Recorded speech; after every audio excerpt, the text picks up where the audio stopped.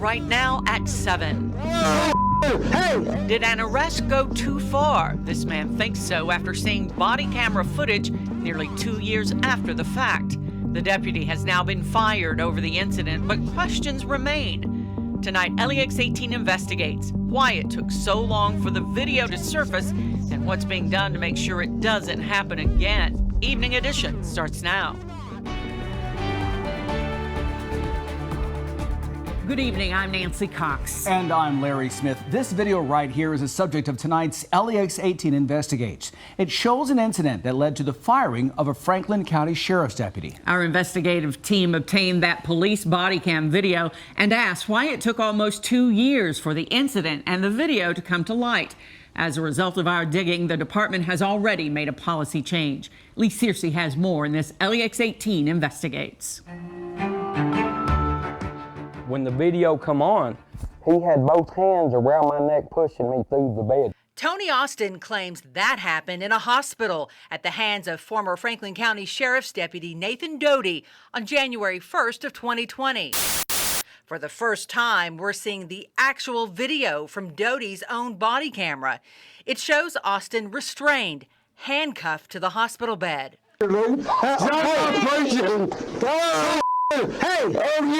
Let me tell you something.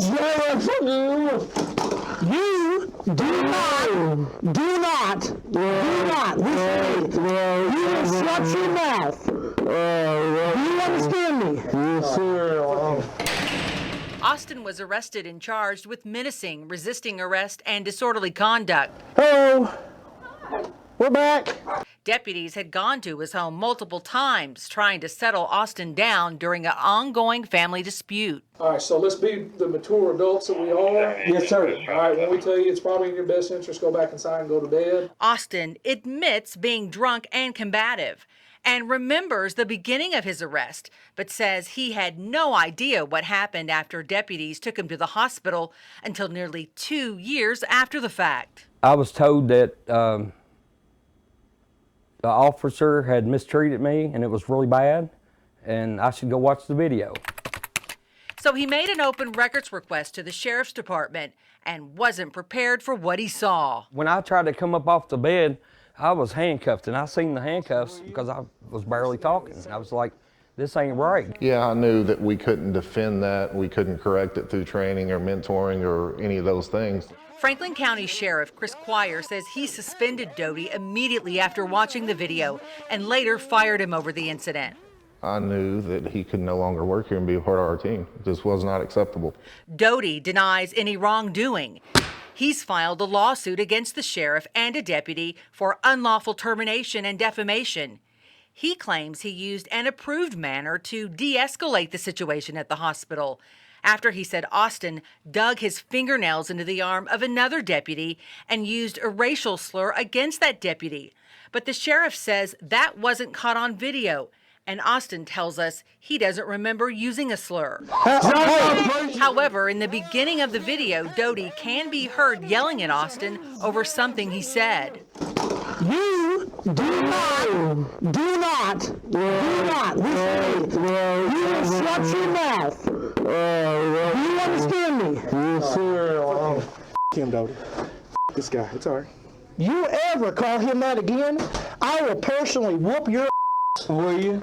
The sheriff's office tells us no matter what Austin said, there was no justification for using that kind of force. There's no reason for that. When you're handcuffed in their custody, they're supposed to help take care of you. The 2 years it took for Austin to learn about the incident meant the statute of limitations for a potential lawsuit ran out before he ever knew what happened. He's still looking for an attorney to take his case. If I'd found out about this sooner, I would have sued for pain and suffering and tried to have Officer Doty fired. Why didn't you know about the video earlier?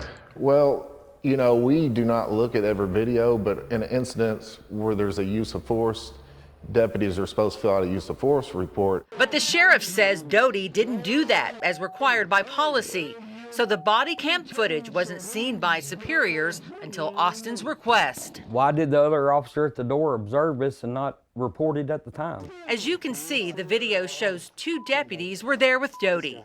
The sheriff confirms neither reported the use of force, but says they did intervene. They actually stepped in and stopped what was happening in the hospital. And what bothers me the most about this situation is they knew about this when it happened. We asked the sheriff why the deputies who were also here that day didn't report the use of force. Well, it turns out under the old policy, they weren't required to. And the sheriff's office acknowledged there could be a loophole. As a result, the department changed its policy. Now, any deputy who witnesses use of force must report it within 24 hours, even if they weren't physically involved.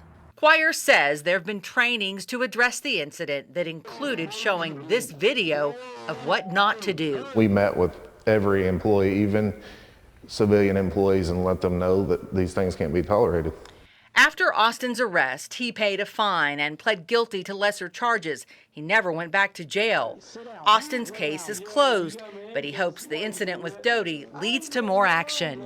I would like to see him prosecuted just like any of us in this room would be that did something like that. When I feel bad for this guy and his family, sort of, you know, because he's lost his job. But all at the same time, this guy don't need a job being a deputy.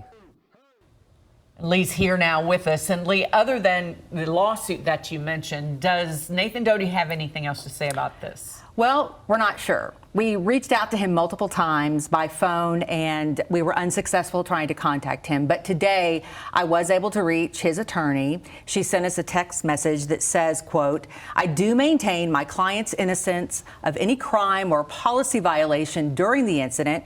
She went on to say her neutral expert agreed 100% that Doty did not do anything wrong and added her expert has testified for officers who acted appropriately and against those who didn't, end quote. Now, Tony Austin says he'd like to see Doty prosecuted. Is there a chance that that could happen? That is a possibility. Commonwealth's attorney, Larry Cleveland, says that he is going to send all of the information to a grand jury so a grand jury can decide whether or not Doty acted appropriately. We'll have to wait and see what happens. Wow. Lee Searcy, thank you. Thank